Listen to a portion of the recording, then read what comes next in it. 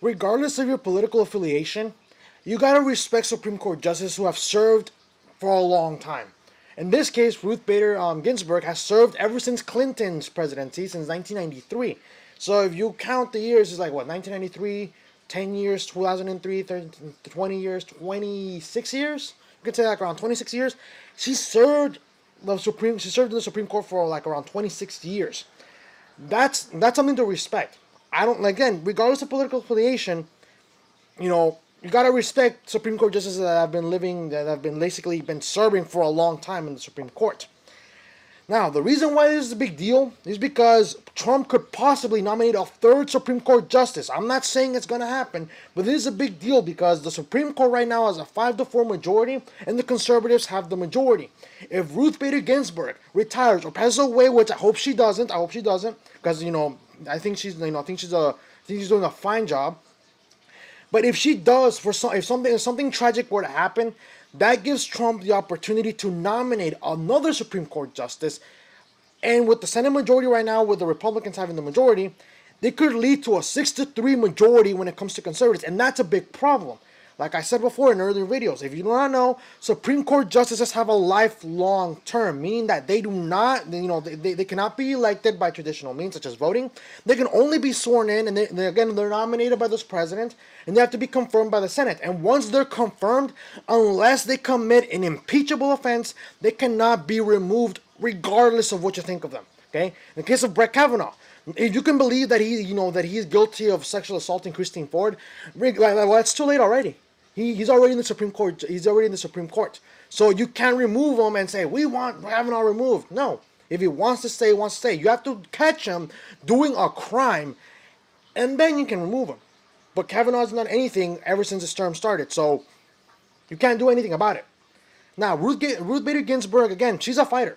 And I'm pretty sure, despite her treatment for pancreatic cancer, she's going to keep pushing until Trump is no longer in office. And a lot of people are going to say, trust me, again, and a lot of people are going to say, well, she's selfish, Carlos. She knows she's being treated for cancer. She knows she doesn't have a lot of time left. She's being selfish for not retiring. And I say no. If she wants to stay in the Supreme Court, she can stay in the Supreme Court. Who are you to tell her she should retire? If she's still capable of performing her job, then she should still have the right to be in the Supreme Court. But again, that's up to you. Again, I'm not a liberal conservative, I'm a centrist, but Ginsburg, she's a fighter, and I acknowledge that, and she has my deep respect because she's been in the Supreme Court for a long time. Okay, so let's read. Ruth Bader Ginsburg, treated for pancreatic cancer. Liberal U.S. Supreme Court Justice Ruth Bader Ginsburg has completed a 3-week course of radiation therapy to treat a cancerous tumor on her pancreas, a court spokeswoman said on Friday. The 86-year-old justice, who has had previous cancer scares, tolerated the therapy well and no further treatment is required. Spokeswoman Kathy Arberg said in a statement, an abnormality was first detected in July, and the tumor was identified following a biopsy performed on July 31st at Memorial Sloan Kettering Cancer Center in New York. She canceled her annual summer visit to Santa Fe, but has otherwise maintained an active schedule, Arberg said. The tumor was treated definitively, and there's no evidence of disease elsewhere in the body, the spokeswoman added. Pancreatic cancer is one of the hardest cancers to treat, and prognosis can be bleak. According to the website of the Columbia Pancreas Center and Columbia University Irving Medical Center in New York, the percentage of people still alive 5 years after a diagnosis of pancreatic cancer has not spread beyond the pancreas is 27.1%. So she has more of a quarter of a chance to continue living past 5 years. Ginsburg, who joined the court in 1983, had treated two cancerous nodules, I don't know how to pronounce it, in her left lung removed in December. She was previously treated for pancreatic cancer in 2009 and colon cancer in 1999. In January, she missed oral arguments for the first time in her lengthy career on the court. As the oldest justice, she is closely watched by any signs of deteriorating health. Ginsburg, appointed in 1983 by Democratic President Bill Clinton, broke 3 ribs in a fall in November. The nodules on her lung were found as part of the test the justice underwent after the fall. She returned to the bench in February and was an active participant in the remaining oral arguments of the court term, which ended in June. The court is currently in recess until October. If Ginsburg, one of the 9-member court's 4 liberal justices, were unable to continue serving, Republican President Donald Trump could replace her with a conservative, further shifting the court to the right. Trump has added 2 justices since becoming president in January 2017, cementing its 5-4 conservative majority. During the second term of Democratic President Barack Obama, Ginsburg rebuffed calls from some liberals that she resigned to allow the president to appoint a replacement, thereby avoiding the possibility of a Republican filling her seat. A cult figure among U.S. liberals, Ginsburg has been dubbed Notorious RBG, after the late rapper Notorious Biggie or Big, and that includes the article. Again, you can have your personal opinions about Ginsburg all you want. You can disagree with me, sure, and I welcome that. But this is a big deal. This is a big deal for both Republicans and conservative. Republicans, Republicans, as much as you could say it might sound cruel, this is a huge advantage for them. Why? Because again, Ginsburg apparently she has more than a 25% chance to be alive for another 5 years.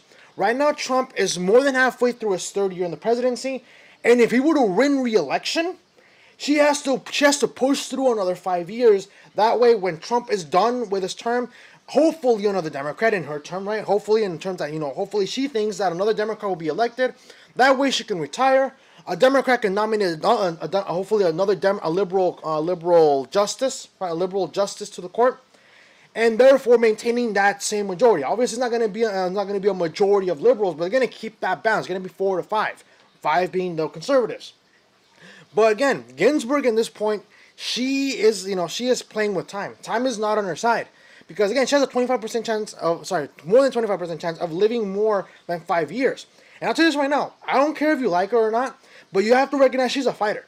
She's dealt with a lot of things in the past, from different kinds of cancers, different kinds of injuries. She's a fighter. And I'm pretty sure she'll be able to push through. But again, if she does pass away, which I hope she doesn't, I really hope she doesn't. She's one of my favorites. I actually was a huge fan of her growing up. I still respect her, though. I'm not going to lie. I still hold a little bit of respect for her. Obviously, her politics are a little bit different than mine. But I still hold a lot of respect for her because she's the oldest. She's the oldest right now sitting in the court. But she's going to have to push through. If Trump wins re-election, because again, right now I don't see any good Democratic candidates right now. A lot of them are too far left for me. So she is going to have to push through. Hopefully she does. Because if she ends up passing, if she ends up passing while Trump is still in office, then it's going to be a big problem.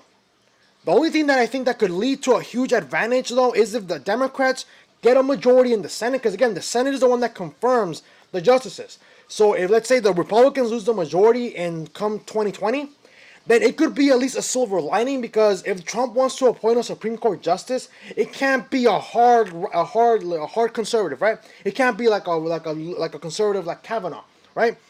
So he's going to have to try to appeal to a more centrist or liberal Supreme Court justice in order to get that person in. So the only way the only two things that could possibly lead to a liberal or a less conservative Supreme Court justice if Ginsburg were to pass away, which again, hope it doesn't, is to the Senate to get a majority of Democrats or for Trump not to get reelected. That's, again, so it's either one, right? It's either one. So I don't know. I really don't know what to tell you guys anymore, guys. Again, you can disagree with me on how you think of Ginsburg, but this is a big deal because we're talking about a 6-3 majority when it comes to conservatives. We're talking about a 2-1, right? A 2-1 advantage. So it could be a big deal. And the thing is that the Supreme Court justices' terms are lifelong, meaning they can serve for as long as they live. It could be like that for a long time. I mean, again, a lot of Supreme Court justices, some of them, they serve until they die. Others retire. So it could be a huge deal.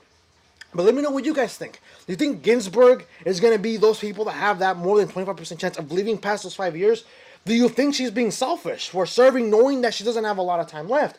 Do you think that if she were to pass away, like I said, I'm knocking on the table, knock on wood, again, hopefully she doesn't, but do you think if she passes away, do you think Trump will still be president by the time if such tragedy were to happen? And if so, do you think a certain majority of Democrats will be able to at least prevent a conservative Supreme Court justice to be allowed into the Supreme Court? Let me know what you guys think. If you like this video, hit the like button. Share the video as well. YouTube has decided to derank independent political commentary. And the best thing you can do is just share the video. That lets me know that you like hearing what I have to say, even though you might not agree with me all the time. And you want other people to hear what I have to say.